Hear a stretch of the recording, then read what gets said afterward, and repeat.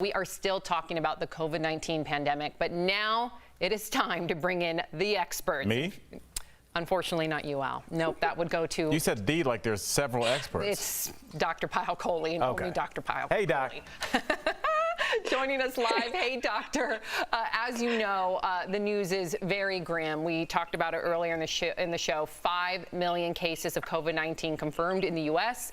So today, we want to talk about getting to the other side. A new report says scientists are worried that a successful vaccine might not be effective on people with obesity. According to the CDC, more than 40% of Americans are obese. So, Dr. Kohli, what does this mean for the country as a whole? Can we get back to normal if the vaccine does not work on nearly half of the population? You know, I think we can, and I want to be careful here, Sam, not to overstate the science, because what we're talking about with the vaccine not working on obese individuals is really a theoretical concern based off what we've seen with other vaccines, such as influenza, tetanus, rabies. They're just not always as effective in obese individuals. And the idea is that the vaccine is supposed to rev up your immune system to learn how to fight the virus. But in obese individuals, they have a low level of chronic inflammation all the time, so it's a little bit harder to rev up their immune systems, and so their responses to vaccines aren't always the same as individuals who are not obese. But I'm very hopeful that it will work in the obese individuals. We have obese people enrolled in the phase 3 clinical trial, and if for some reason it doesn't work, we can redesign the vaccine in order to work in these individuals. So I think it's going to be okay, even for the obese people, but I do have to say, if you're out there and listening and you're obese, really work on trying to lose that weight, because you can stack the deck in your favor. All right, Doc, just like Game of Thrones, winter is coming. So we're only a few months away, and all our viewers are asking, what do you think? We're headed for another lockdown? Will the weather help that? Like, what do you think? I'm really worried, Al, I have to be honest. I mean, we've crossed 5 million cases. As the weather gets colder, we know that the virus survives longer in the environment. So I'm concerned that at the trajectory that we're headed, we may have to pull that trigger. But, and this is a big but, there's a lot we can still do to avoid that. So as Dr. Fauci says, it's not shelter in place or go crazy and have parties. We can find that happy medium. So there's 5 things we can do as Americans, every American, 5 simple things. Number 1, wear a mask. Number 2, socially distance.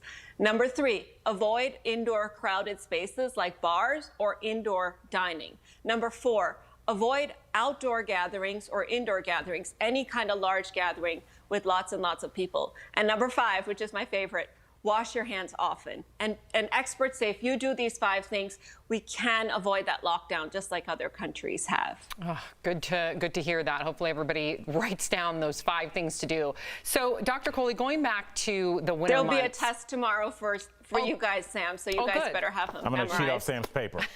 I'll cheat off yours. Okay, so going back to the winter months, Dr. Kohli, what makes the winter months worse for the virus? Because many people think that more people staying indoors will actually lessen the spread.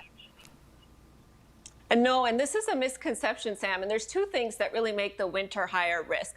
The first is, as we've just talked about, the survivability of the virus in the atmosphere is greater in colder temperatures. So the virus can last longer in the air if those droplets or those aerosols are emitted. And the second, which I think is probably a bigger contributor, is that because it's cold outside, we're not having picnics, we're not eating outdoors, we're not doing hikes, we're doing more activities indoors. So people are congregating in indoor spaces where the spread of the virus is 19 times more efficient than it is outdoors. Yikes. And really quickly, we have a viewer that just wrote in on Twitter, Joni L. She wants to know, what would you define a large group?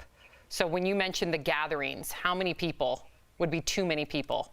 So, you know, it's very arbitrary, Joni, but greater than 10 is considered a large group in most places. Greater than 50 in some of the more if you're outdoors, you can probably get away with 50, but an indoor gathering greater than 10 would be considered a large gathering. Thank you for clarifying.